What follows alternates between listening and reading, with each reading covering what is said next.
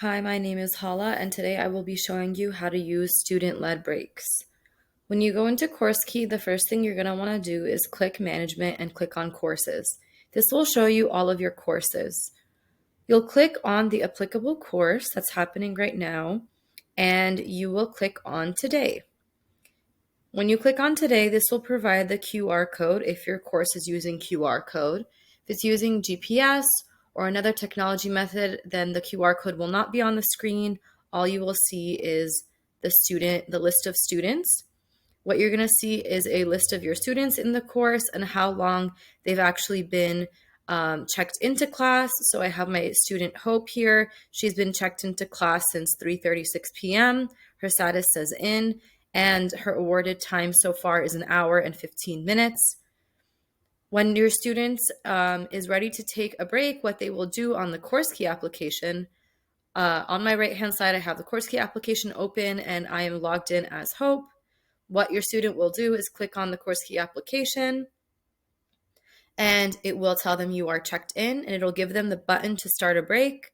So what your student will do is click Start Break, and it will tell them it's break time. Your break is set for 30 minutes. Required breaks are removed from your awarded time. So they will click Start Break. This will open up their camera if this is a QR code course. And what you will do as a faculty member is you will pull up that QR code and your student will scan the QR code to check out for break.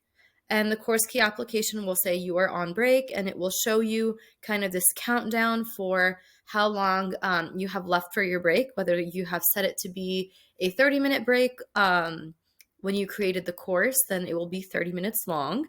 The student will be able to check back in at 25 minutes after 25 minutes have passed, but they will not be able to check it back in before that time. So it'll kind of force them into that 30-minute break. And in the meantime, they will not be able to click this check-in button. It's grayed out. This is a helpful way to ensure that your students are taking their breaks and they're taking the break for the full amount of time. But student-led breaks are really great for when you have students taking breaks at different times. If you have students going out for break at the same exact time, then your school may opt to use instructor-led breaks instead.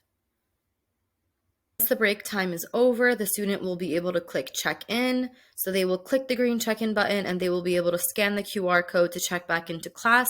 Or if the class uses a different technology method, then they will be able to click check in and use that technology method to check back into class.